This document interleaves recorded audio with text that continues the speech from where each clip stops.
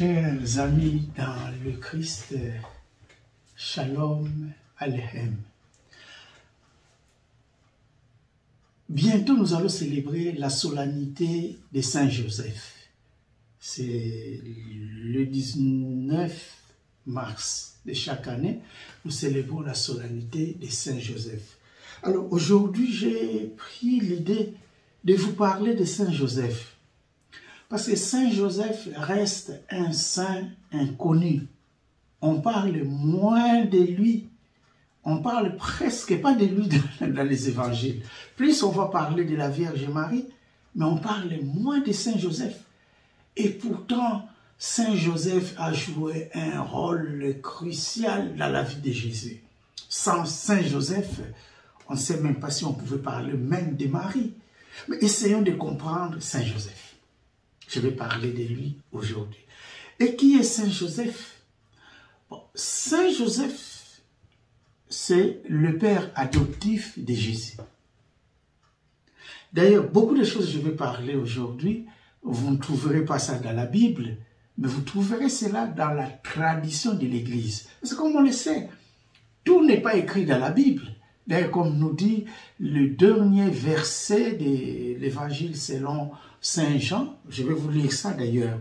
Ces disciples qui témoignent de ces choses et qu'il les a écrites, et nous savons que son témoignage est vrai. Il y a encore beaucoup d'autres choses que Jésus a faites. Et s'il fallait écrire chacune d'elles, je pense que le monde entier ne suffirait pas pour contenir les livres que l'on écrirait. Et oui, ce que dit Saint Jean est vrai. Parce que si tout ce que Jésus avait fait, tout ce qu'on connaît de sa famille, si on écrivait ça, vraiment, on aurait beaucoup de livres sur cette terre qui parlent d'eux. Saint Joseph reste un saint, parfois inconnu, ou parfois discret. Alors, qui est Saint Joseph? Bon, selon la tradition, je dis bien selon la tradition, parce que quand je dis selon la tradition, nous les catholiques, nous avons de la chance. Nous avons la Bible, nous avons aussi la tradition de l'Église. En fait, il y a beaucoup de choses, peut-être vous n'allez pas trouver ça dans la Bible, oui, peut-être, je dis. Mais qui était dans la tradition de l'Église depuis le temps des apôtres. Et les gens en parlaient, les gens croyaient à ça. N'oublions pas, la Bible n'était pas, ce n'est pas comme aujourd'hui, on va filmer ce que Jésus fait, on est en train d'écrire, ça c'est autre chose. Quand on a écrit la Bible, Jésus était déjà mort depuis longtemps. Et beaucoup de ses apôtres étaient déjà morts. Ça, c'est après qu'on a écrit la Bible. C'est après qu'on a écrit la Bible. Et d'ailleurs, beaucoup de gens qui ont écrit, quand on voit les évangiles, Marc n'était pas apôtre de Jésus, mais c'était disciple de Saint-Pierre. Luc, il n'était pas apôtre de Jésus. Et c'est là pour montrer que je cite que les deux là, pour montrer que les gens ont écrit la Bible beaucoup plus tard. Alors il y a beaucoup de choses que la tradition a gardées.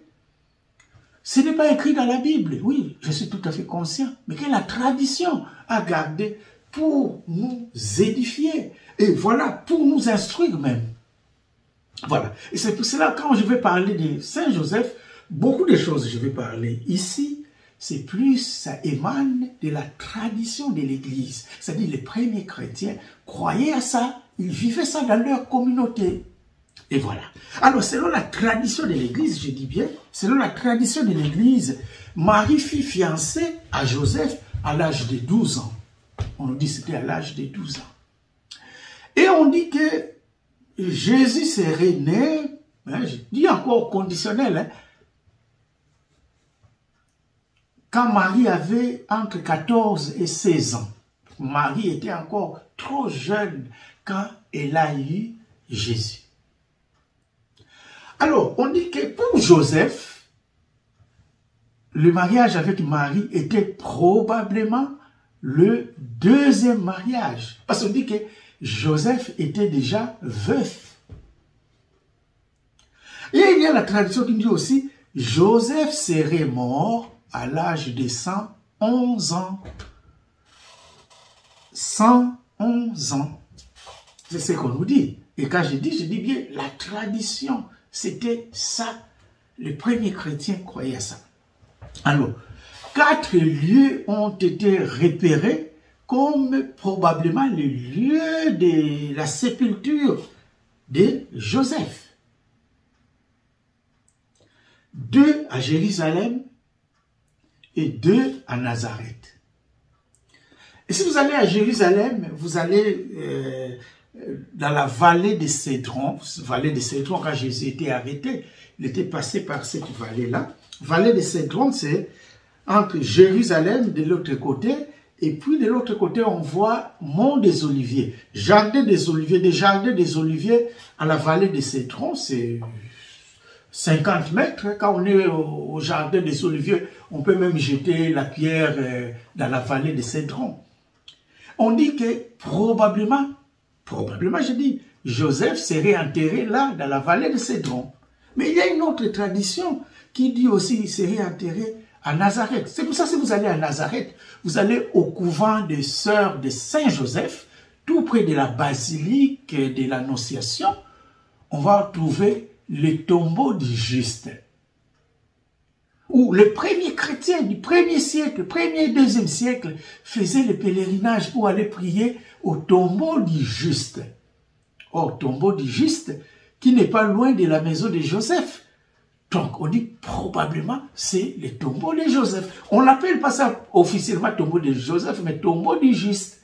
Probablement c'est le tombeau de Joseph. Donc, Joseph, alors, Joseph, c'est un grand personnage dans la Bible. Peu importe, Joseph était grand saint, ça il faut le connaître, mais un grand saint silencieux. Grâce à lui, Jésus est entré dans la lignée davidique. Ah oui, c'est Joseph qui est le descendant de David.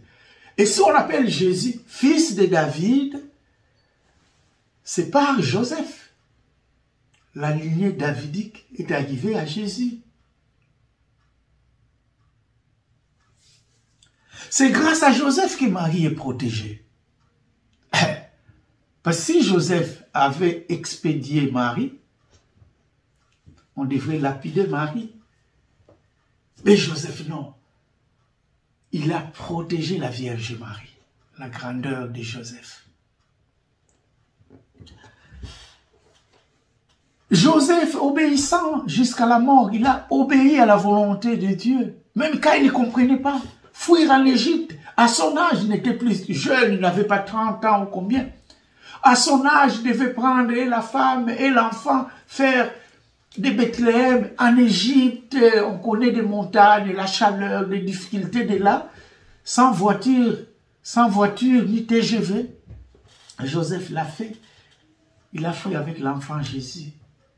Et cet homme-là, on va dire que c'est un homme ordinaire. Oh non, je ne crois pas une minute. C'est un grand homme, un grand saint, Saint Joseph. Alors, on peut comprendre alors. Je pense que vous avez compris un peu quand on parle de Saint Joseph. Saint Joseph, c'est un grand homme. Et c'est pour ça que l'Église les célèbre le 19 mars. Mais aussi les 1er mai, on célèbre Saint Joseph, mais les travailleurs, patron des travailleurs. Parce que Saint Joseph a bossé pour nourrir Jésus. Hein, nous crions chaque fois au nom de Jésus, au nom de... Mais pour nourrir ce Jésus-là, il y a eu un Saint Joseph qui s'est sacrifié pour trouver à manger, pour que son fils, pour que ses enfants puissent avoir à manger. Saint Joseph. Alors, ce n'est pas un saint ordinaire, c'est un grand saint. C'est pour ça, chers frères et sœurs, ayons toujours cette dévotion à Saint Joseph. C'est un grand saint, un très grand saint. Alors, ce qu'on peut retenir de Saint Joseph, l'obéissance. Oui, parfois on ne comprend pas la volonté de Dieu dans notre vie. Les choses peuvent être compliquées. On peut peut-être pas comprendre qu'est-ce qui nous arrive. On peut peut-être ne pas comprendre pourquoi Dieu nous demande ça. Et Saint Joseph peut nous servir d'un bon exemple. Saint Joseph, qui n'a pas toujours compris mieux la volonté de Dieu, mais qui a toujours fait la volonté de Dieu. la foi totale à la volonté de Dieu. Alors, chers frères et sœurs, on comprend, Saint Joseph, ce n'est pas un saint ordinaire, mais c'est un grand saint, qui a eu beaucoup de vertus. Et que Saint Joseph nous aide. Et je peux vous dire, comme catholique, comme prêtre, Saint Joseph, priez pour nous. Alors, bonne préparation à la solennité de Saint Joseph le 19 mars.